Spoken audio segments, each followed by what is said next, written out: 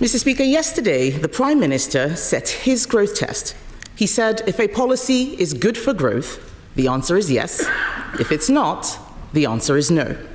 This morning, the Chancellor embraced a series of Conservative policies. Although many are welcomed, they will take years to deliver.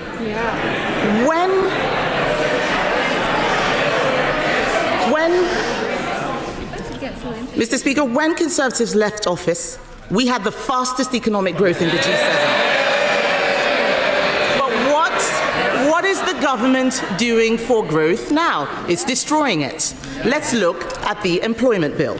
The government's own figures say it will cost business £5 billion a year. It clearly fails the Prime Minister's growth test. Will he drop it? Mr. Speaker, I think the proposition they left a golden inheritance was tested on the 4th of July, which is why they're standing there. But she asked what we're doing. The ONS say we've got the highest investment for 19 years. PwC, second best place to invest in the world. IMF upgrading growth, predicted fastest growing major economy in Europe. Wages up, inflation down. Mr. Speaker, there's more to do. We're reforming planning and regulation, building the new homes that we need, supporting a third runway at Heathrow. And as she admitted to the CBI in November, there's no point me just complaining about Labour, she said. It's obvious that we Conservatives lost the confidence of business. We're not taking lectures from them. Mr. Speaker, he doesn't want to talk about the employment bill because he doesn't know about it. Last week, he misled the House. He was not on top of his own education bill, listening to... Sorry. We can't accuse the Prime Minister of misleading the House. No. We can't do it. I'm sure there's words that you would prefer to use.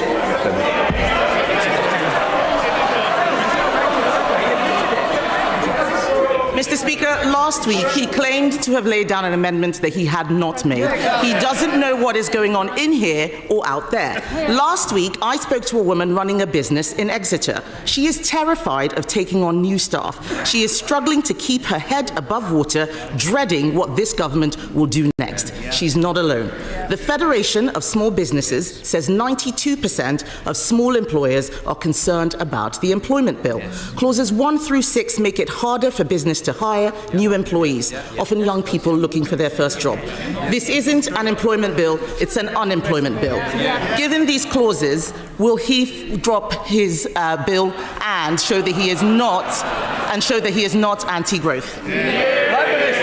Mr. Speaker, we believe in giving people proper dignity and protection at work. That's why we're proud of our record supporting workers. They consistently vote against any protection for working people. And her consistent refrain is that there should be less. But, Mr. Speaker, we are driving growth on behalf of working people.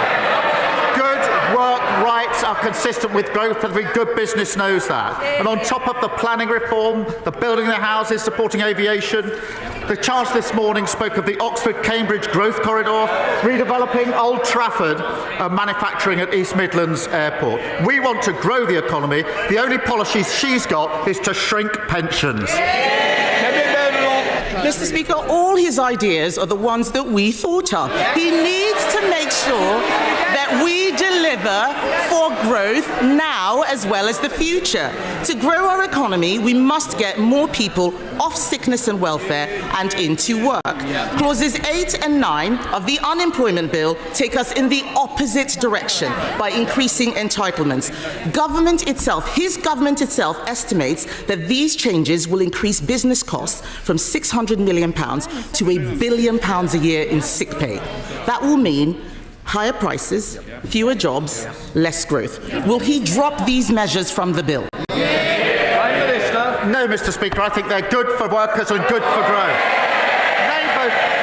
This is the same argument they made against the minimum wage and every protection for workers. And she says they're their ideas. Well, Mr. Speaker, she says she's in support of a third runway at Heathrow. Her shadow transport secretary says that it would be calamitous. The shadow business secretary is busy writing letters opposing airport expansion in his own backyard. Shadow chief secretary says the Oxford-Cambridge idea is flawed and he's against it. We're the coalition of builders, they're the coalition of blockers. Mr. Speaker, he forgets his own Chancellor blocked an airport in her constituency. They are hypocrites, Mr. Speaker. Let's talk about this employment bill. Part 1 of the bill means a new employee could start a job in the morning and take their employer to a tribunal that afternoon. It is no wonder that this bill has been called an adventure playground for lawyers. This bill is terrible for business, but it is great employment for lawyers. I know the Prime Minister loves the legal profession, but he needs to stop being a lawyer and start being a leader. This is another measure in the bill that fails his growth test. Will he show some leadership and drop it? Mr. Speaker, I understand she likes straight talking. She's talking absolute nonsense.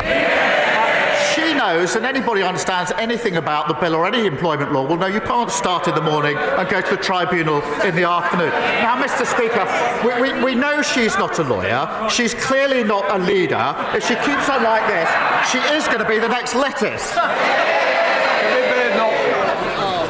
Mr. Speaker, he does not know what his bill is doing.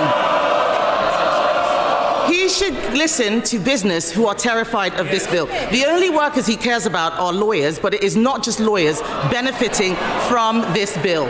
Who else benefits? It's not taxpayers. They will be paying for even more welfare. It's not young workers. They won't get their first break. It's definitely not businesses. They are being hammered with yet more burdens. Who benefits, Mr. Speaker?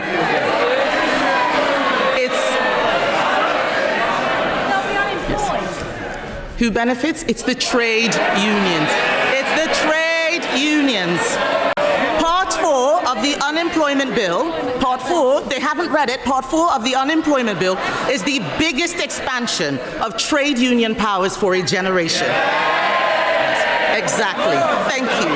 The public will have heard them cheer. Rather than deregulating for business who create growth, he's deregulating for the unions. Yep. Clause 61 alone reduces the notice period for strikes to just 1 week. Given strikes are catastrophic for growth, will he drop Part 4 of the bill?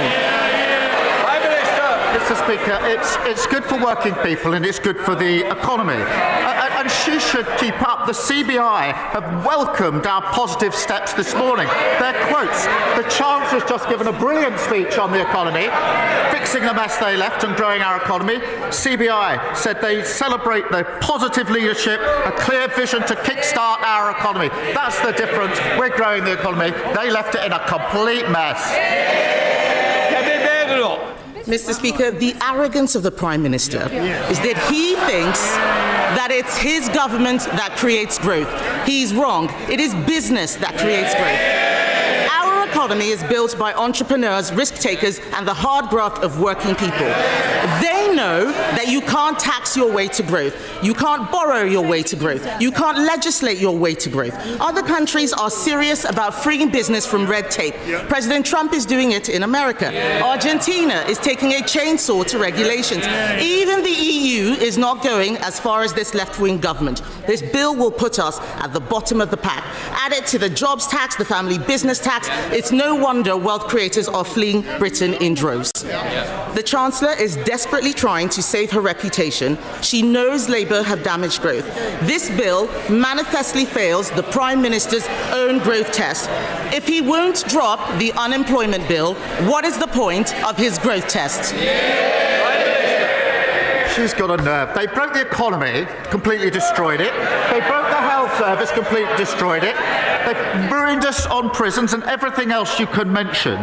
They failed on every front. They're in no position to give us lectures on anything. And she says that she accepts they failed. They're changing. They've learnt absolutely nothing.